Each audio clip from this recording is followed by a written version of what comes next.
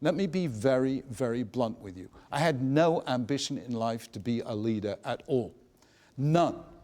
My biggest aspiration was to be an accountant. You see before you an accountant manqué.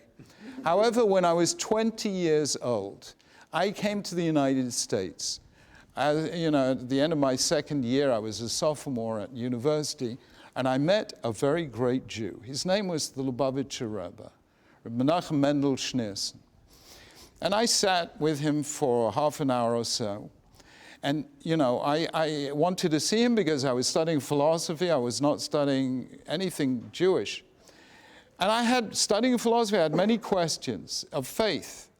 So I came to the Rebbe and I asked him many questions. And the Rebbe did something very unusual in that conversation. After a few minutes answering my questions, he did a role reversal and started asking me questions. You're at university. What are you doing to bring Jews into Jewish life?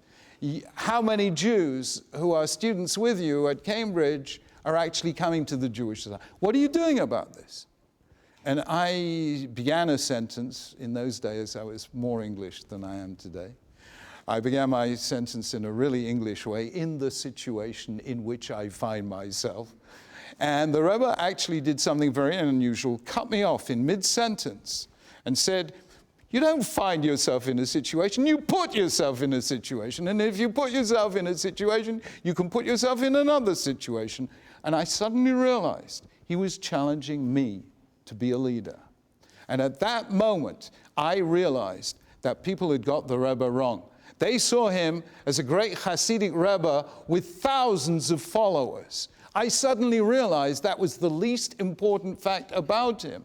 And I put it in these sentences. A good leader creates followers.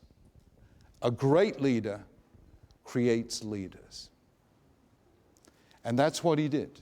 It's what he did for me.